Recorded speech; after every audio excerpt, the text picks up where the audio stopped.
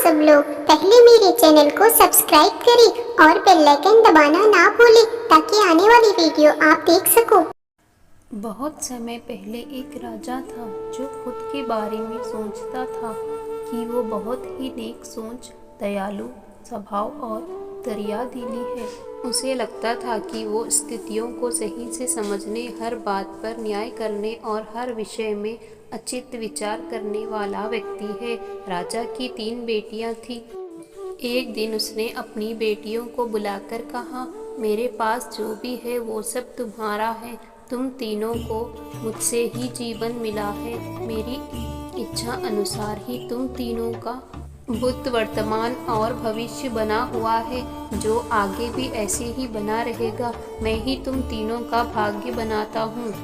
राजा की ये बात सुनकर उसकी 2 बेटियां ने शांत मन से राजा की बात में हामी भर दी, लेकिन तीसरी बेटी ने ऐसा नहीं किया।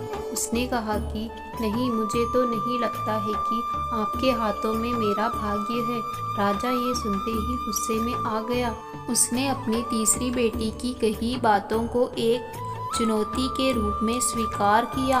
उसने खुद को अपनी तीसरी बेटी के सामने सही साबित करने की ठान ली और उसे जेल में बंद कर दिया। इस वजह से राजा की तीसरी बेटी कई सालों तक जेल में ही बंद रही।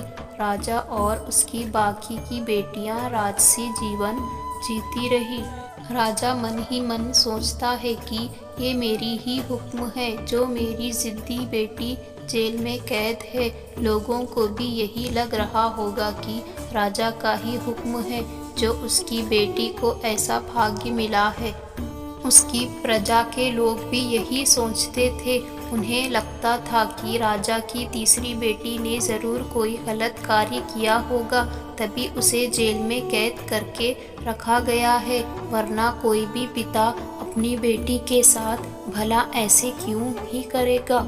राजा कभी कभी जेल में कैद अपनी तीसरी बेटी से मिलने के लिए जाता था। उसकी बेटी बहुत कमज़ोर हो गई थी, लेकिन अभी भी उसके विचारों में कोई बदलाव नहीं आया था। मगर राजा अपनी कमज़ोर होती बेटी की हालत और नहीं देख पा रहा था। एक दिन उसने अपनी तीसरी बेटी से कहा, इस तरह ये तुम्हारा दिन करना मुझे बहुत गुस्सा दिलाता है। अगर तुम इसी तरह मेरी आंखों के सामने रही तो गुस्से में मैं ना जाने क्या कर बैठूंगा। मैं तुम्हें मौत की सज़ा भी दे सकता हूँ, लेकिन मैं एक अच्छे दिल का हूँ, इसलिए मैंने सोचा है कि तुम अब मेरे राज्य के पास के ही एक जंगल वाली ज़मीन पर जानवरों के साथ रहोगी। राजा ने आगे कहा, उस जंगल में सिर्फ उन्हीं लोगों को रखा जाता है जो मेरे आदेश का पालन नहीं करते। तुमने भी अपनी जिद की वजह से मेरी बात नहीं मानी, इसलिए तुम भी अब वहाँ मौजूद लोगों के साथ अपना पूरा जीवन काटोगी। इसके बाद तीसरी बेटी को उस जंगल की जमीन पर रहने के लिए भेज दिया गया। वो वहाँ फल सब्जियाँ खाने और एक गुफा में रहने लगी। उसके पास पीने के लिए झरने का पानी और ठंड से बचने के लिए सिर्फ सूरज की धूप का ही सहारा था। वहाँ की खुली हवा में रहते हुए और फल फूल खाते वो जल्द ही पूरी तरह से स्वस्थ हो गई। उसने वहाँ पर खेती करना भी शुरू कर दिया। गुफा को उसने घर की तरह सजा लिया था और खुशी खुशी वहीं रहती थी। एक दिन वहाँ पर एक भटकता हुआ राहगीर आ पहुँचा।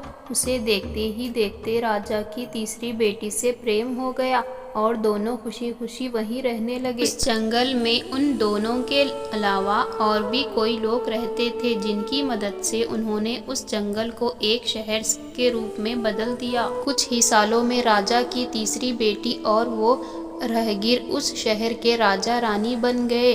अब उसके शहर की चर्चा दूर दूर तक होने लगी। जैसे ही उसकी जानकारी राजा को मिली, वो उस जंगल में सब कुछ देखने के लिए पहुंच गया। जब उसने वहां की राज गद्दी पर अपनी बेटी को बैठे देखा और साथ में एक खूबसूरत युवक को, तो उसके होश उड़ गए। राजा की बेटी ने अपने महल में अपने पिता का पूरे सम्मान के साथ स्वागत किया।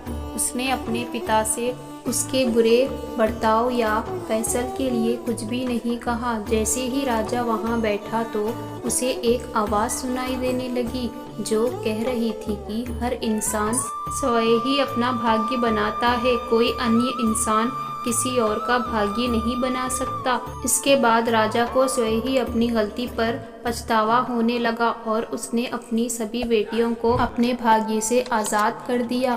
उसने अपनी तीनों बेटियों से कहा, भले ही तुम तीनों का भाग्य मेरे हाथों में है, लेकिन हर व्यक्ति खुद ही परिस्थितियों के अनुसार अपना भाग्य अच्छा व बुरा बना सकता है। राजा और उसकी 3 बेटियों की कहानी हमें ये सीख देती है कि कोई भी व्यक्ति किसी का भाग्य बना या बिगाड़ नहीं सकता। हमारा भाग्य स्वयं हमारे हाथों में ही होता है, जिसे हम अपनी सूझबूझ से पूरी परिस्थितियों में भी अच्छा बना सकते हैं।